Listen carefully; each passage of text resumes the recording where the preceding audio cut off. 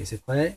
Alors, expérience lithographie, bonjour. Alors aujourd'hui, nous allons vous donner un complément d'information sur le grainage des pierres. Alors la dernière fois, on avait fait une vidéo montrant le geste du grainage.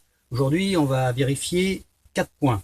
Alors vérifier si une pierre est concave ou convexe, vérifier que l'épaisseur est constante d'un côté comme de l'autre de la pierre, parce que cela peut nuire au tirage et à la pression du tirage. Comment arrondir et adoucir les bords de pierre.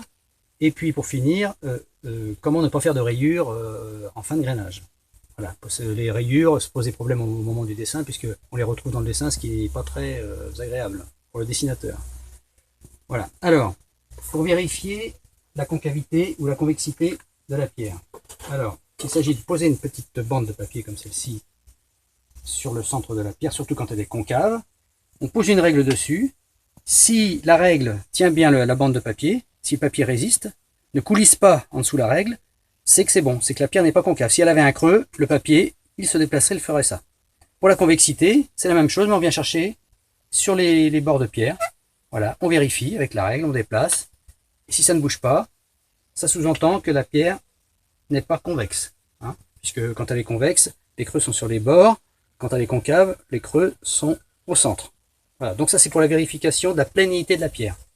Alors, concernant l'épaisseur, alors il faut mesurer ici l'épaisseur d'un côté et de l'autre. Si l'épaisseur est exactement la même, c'est bon, c'est que la pierre est bien dressée et qu'on n'aura pas de problème au tirage. Pourquoi des problèmes au tirage? Parce que lorsqu'on imprime, le râteau de presse on le pose d'un côté, la pierre se déplace en dessous, et si la pierre a une différence d'épaisseur, soit on a un manque de pression, si la pierre est plus basse sur le côté opposé, soit on a un trop plein de pression, si la pierre est plus haute, ce qui évidemment amène des contraintes sur le papier, sur les râteaux de presse, et c'est pas toujours très bon. Voilà, pour l'impression. Hein, et la qualité du tirage. Alors, pour arrondir et adoucir les bords de pierre. Alors, là, je vais aller chercher un petit peu d'eau. Voilà, mon jet d'eau.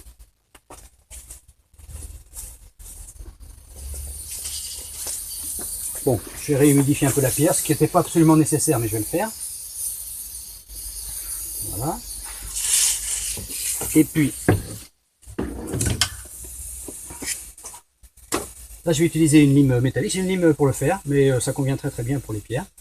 Voilà, cette petite lime là.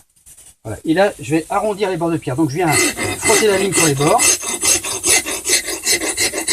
J'arrondis. Alors, à quoi ça sert? Ça sert aussi à ne pas abîmer les râteaux de presse et abîmer le papier au moment du tirage, puisque le fait d'arrondir, ça va faire en sorte que le papier ne soit pas cassé ou écrasé par le râteau de presse.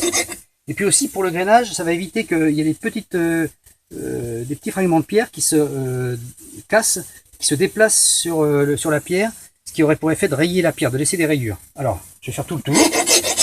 J'arrondis bien.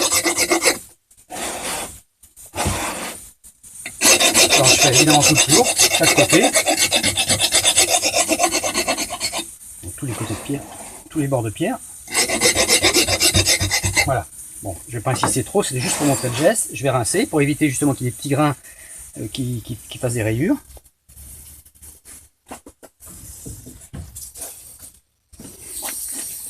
Alors, on rince bien.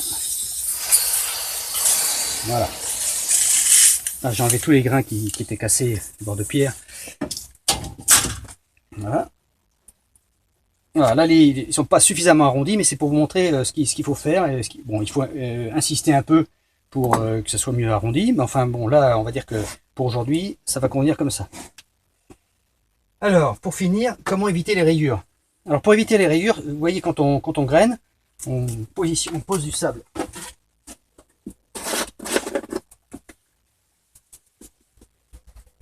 sur la pierre.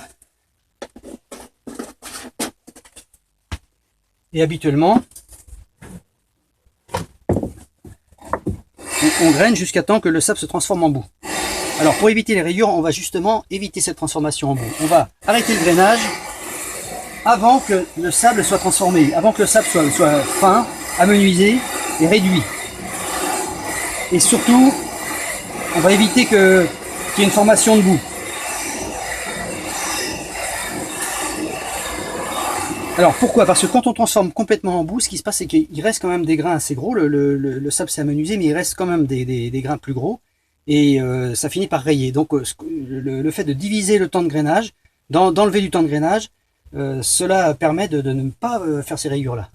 Voilà. Et en plus, de donner un grain de sable, de préserver un grain de sable qui va vraiment donner un grain à la pierre, un grain choisi. C'est-à-dire que si j'ai choisi un grain de 70, le grain de ma pierre, il sera lui à 70. Si j'arrête à 100, il sera vraiment à 100 parce que j'aurais pas transformé, écrasé le grain, ce qui a pour effet de grainer plus fin que le grain choisi. Voilà, pour aujourd'hui, c'est quelques conseils. Merci Sylvain d'avoir filmé. Voilà, merci beaucoup.